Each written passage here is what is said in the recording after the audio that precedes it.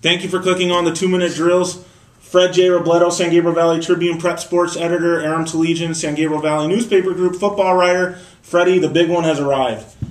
The biggest game of the non-league season in the Tribune area. Right off the bat. If not one of the biggest, right. the biggest. Taking place at Citrus College this Friday night, September 3rd. Glendora against Charter Oak for the Mayor's Trophy, 7 p.m. kickoff.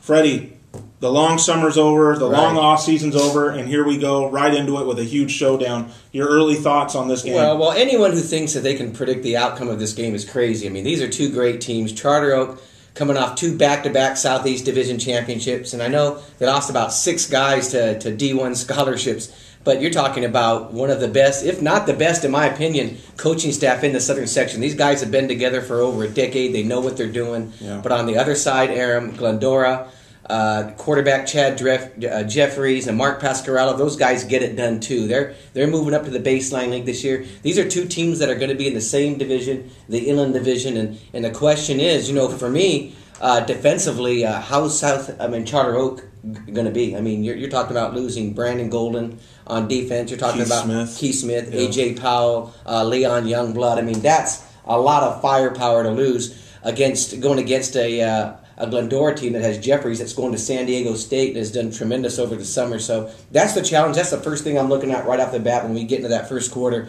is how's Jeffries going to do against that Charter Oak defense? Is he going to shred it or are they going to make life tough on him? Right. Well, the good news is, Freddie, both teams have lost some guys, but they have a lot of key guys coming back. For Charter Oak quarterback Travis Santiago, he's a CIF champion. He's returning at quarterback. Dennis Rufus, one of the top playmakers in the area, back for Charter Oak as well. For Glendora, like you mentioned, Chad Jeffries is back. But that's where it starts to get a little cloudy for Glendora.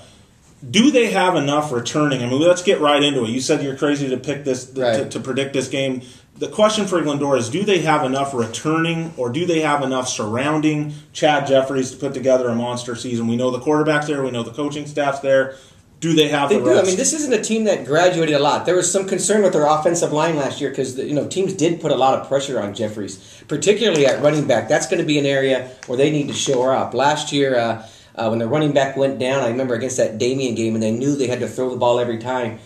Jeffries got knocked around a bit. I mean, they really put him on his back, and that's what we're going to see. In this first game against Charter Oak, is he going to be able to get off? Are they going to be able to protect for him? And defensively, they've always been solid. And this is a team that's always had depth. I mean, that hasn't been a problem at Glendora. That's one of the reasons they were able to compete in the Sierra League and do so well because they have depth. They do have size.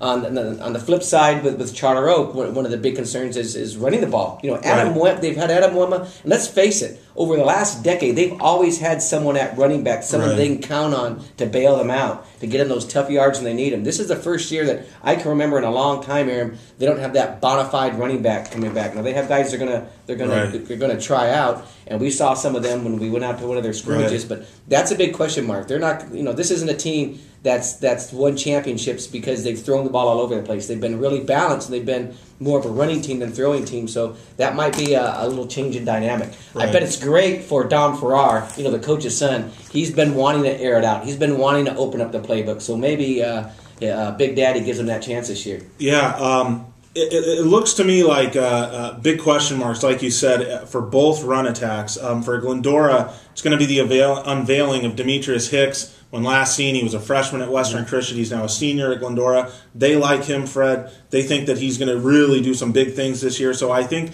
that their running game with Hicks may be a little bit ahead of the curve when compared to Charter Oak, because Aaron Vaughn's, the talented sophomore who transferred from South Hills, probably not going to be ready to go for this game. I mean, when last we heard, his paperwork still hasn't been submitted to CIF. He's not going to be ready to go. Yeah. So that leaves Bruiser and I believe his name's Donald Martin. And the other one is a freshman, Kurt Scobie. How much is he going to play? We've heard some great things about him, and he might be stepping in right away with Vaughn's ineligibility. Right. So let's get to the picks, Freddie. Who are you picking in this game and why? Well, Yeah, this is tough, but I'm going with Glendora, and I'm going in something that's going to come down to the fourth quarter and be spectacular. And the reason I'm taking Glendora is because the one guy that I really believe is going to have a great year that they can count on is Jeffries. I think he's going to be able to get off. I think they've been waiting for this game for a long time, and I think with them leaving the Sierra League, they have more of a chip on their shoulder and something to prove. As great as Glendora is, they do have a lot of voids to fill, Aram, and I just think... You mean Charter Oak? Charter Oak, yeah. I'm sorry, yeah. They have a lot of voids to fill, and... it's just an instinct. Like I said, anyone who says they absolutely know for sure is crazy. But right. I'm taking Glendora in a fourth quarter thriller. Right.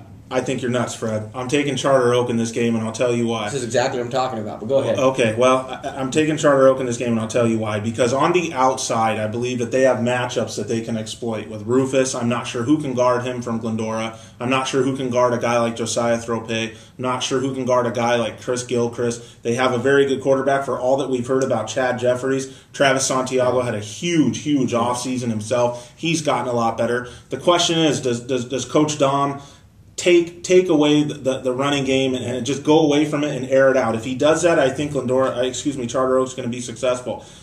I agree with you. If this game's close, I mean, we've seen what Chad Jeffries can do. He's amazing in the fourth quarter. It's not only his arm, it's his feet. I mean, remember that spectacular run that he had flipping into the end zone against Chino Hills last year. Right. This guy can win a game, if it's close on the last drive. But I just think that Charter Oak's defense, even though it's replacing a lot of guys in that front seven, in that back seven, they're going to be able to pressure him.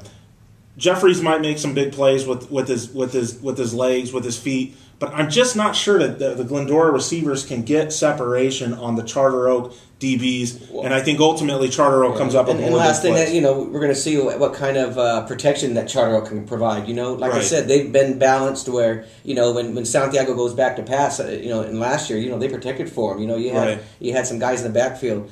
I'm not so sure that's the case. Those are the things we're going to find out. If they're going to throw the ball a lot and teams know that, they might be able to put pressure on Travis. So those are all things that we're going to kind of wait and see. Right. There you have it. Fred J. Robledo, he's on record taking Glendora. I've got Charter Oak. Going to be a great game for the Mayor's Trophy, Citrus College, Friday at 7 p.m. Enjoy it.